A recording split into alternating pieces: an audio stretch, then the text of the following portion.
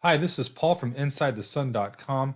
In this video, I wanted to string together an idea of the 12 astrology signs together with the 12 astrology houses in order so that we can get a better idea of how they all come together in a cohesive way. So, without further ado, please enjoy. All right, so the first house is all about self and identity. It's who you are, it's how people perceive you in this world. And the first sign is Aries. Aries is the most initiatory zodiac sign. It's um, it's like a ram ramming into things in order to just initiate activity. It's it's an act now, think later type of energy, like a baby who's just being born and crying for what it wants until it finally gets it. It's this very strong initiatory energy that Aries is is. We go to the second house. The second house is all about sustenance. It's it's your savings. It's the material goods. It's your close family support. It's all this real life, stable goods and situations that you need to survive. And Taurus, which is the second sign, is the most stable of all the zodiac signs. It is fixed earth. It likes stability. To it likes to make sacrifices in order to enjoy these basic comforts in life, is what Taurus is all about. So right off the bat, we see the second house in Taurus is a much more stable energy than the first house in Aries. Okay, so then we go to the third house. The third house is more ego based. It's it's like your desires, you get caught up in some desires, so then you want to go out there and do stuff to sort of satiate these desires. It can be a very immature house. It can be a very courageous house. It's like you want to go out there and initiate your will to get what you want, is sort of how the third house is. It can be kind of a rough situation with the third house. It's not so nice all the time. And Gemini, the third sign, is probably the most social sign of all. It's, ruled by Mercury, Mercury in a very outward manner. So there's a lot of communicating and transacting.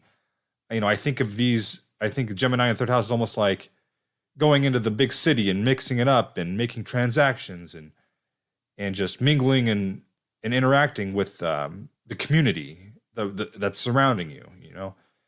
Then we get to the fourth house.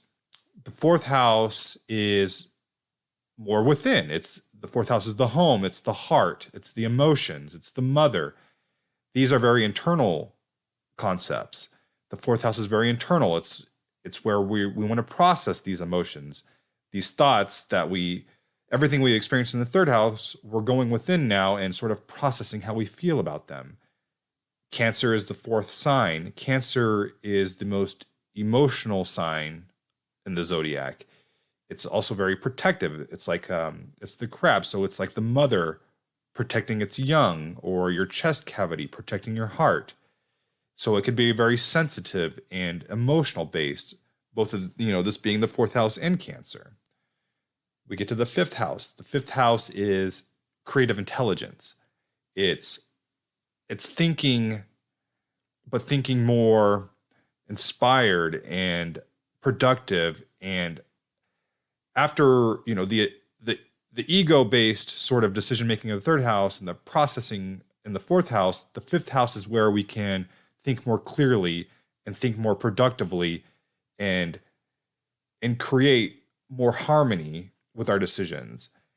Leo is the fifth sign in the zodiac. Leo is very decisive. It's fixed fire. It's very regal and royal. It knows what it wants, and it's like the lion and the king of the jungle. It it'll declare what it wants, and it's very decisive about it.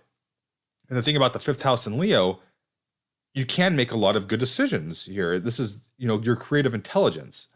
This is where you can make a lot of progress in life by acting upon, this higher level of consciousness. Then we get to the sixth house. The sixth house is all about problems. It could be health problems, relationship problems.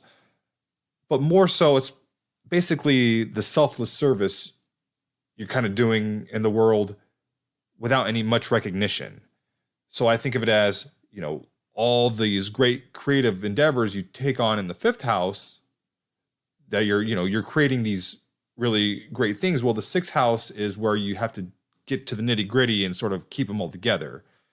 And Virgo is the sixth sign, is all about problem solving, ruled by Mercury, but it's the inward nature of Mercury. So it's like going within, thinking about the problems, hashing out the solutions, and in a linear sort of way, coming up with the proper solution to a problem. So in this way, Virgo fits very well with the significations of the sixth house. Then we get to the seventh house. The seventh house is most commonly thought of in the realm of relationships. And it's also about partnerships in general, like, business partnerships.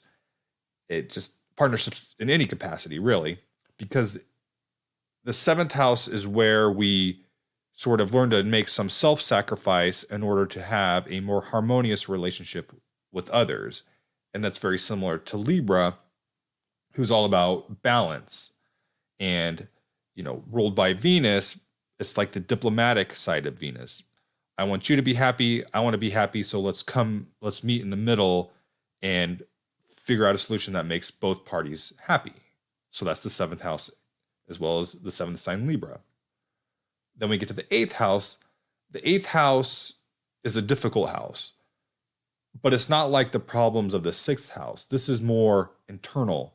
This is your subconscious working through issues that it's sort of watching your subconscious beliefs crumble and transform into something different. So everything you've built up from the first to the seventh house, all these truths that you've created that you hold on within, well, the eighth house is where those truths get tested and transformed. So it's not very easy, but hopefully, you come out better than you were before, just sort of transformed as a human being, for instance. And Scorpio is the eighth sign. Scorpio has no problem going within and doing the hard transformational acts necessary of the eighth house. Scorpio ruled by Mars, but it's the internal water sign version of Mars, where going in there, doing the hard internal work and making the changes necessary. And then we get to the ninth house. The ninth house is more inspired purpose. It's higher philosophies. It's higher education. It's a higher power. So the ninth house is very graceful. It allows more grace to occur in your life. So make things easier, makes things more harmonious, more abundant.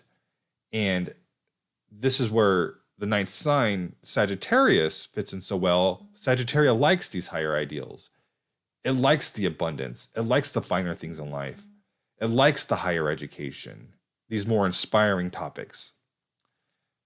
Then we get to the 10th house. The 10th house is the work you do in this world, often associated with career, because your career is basically the work you do in the world, but it's about really the duty of what you need to do to keep society moving and make a living and providing for your family. And Capricorn is the 10th sign. Capricorn ruled by Saturn. It's all about getting down and dirty and doing the hard work and putting your nose down and just working at it until the job is done. So this is sort of how the 10th house and Capricorn fit together here, which leads us to the 11th house. So the 11th house is like greater ambitions. It's your greater goals. It's the greater community. It's reaching the community at large in a greater capacity. So it's more like entrepreneurship or creating something that reaches a greater number of people, and then you enjoy greater earnings from that, for for instance. So it's like a step beyond your career. It's doing something greater in that way. And Aquarius is the 11th sign, which is a large part of Aquarius is all about reaching a state of harmony within the greater community. So we can see how those come together in that way. And then, this being basically the pinnacle of what can achieve in the material world, which then leads us to the 12th house where loss occurs. This is where things come to an end. It's it's the dream state. It's the dissipation of all the material things. It's the confinement that you experience when you're reaching the end. So this is basically the end of the cycle, is the 12th house. And the 12th house, or the 12th sign is Pisces. Pisces is the most mystical and abstract sign of all, almost like a dream state in and of itself. So as we can see, this is how the cycle ends, where everything you've built up sort of dissipates and comes to an end in the 12th house, which then leads once again to the first house in Aries, where a new thing is born into this world. A new initiatory action has been taken. And once again, the cycle will continue around until that new creation itself comes to an end. So this is sort of how I like to think about the signs and the houses come together, thinking of it as like a whole cycle in and of itself. Obviously, there's a lot more to it than just what I went over here, but this is a good way to begin thinking about it because it helps you remember the significations of both the houses and the signs and how they come together to create a cohesive unit.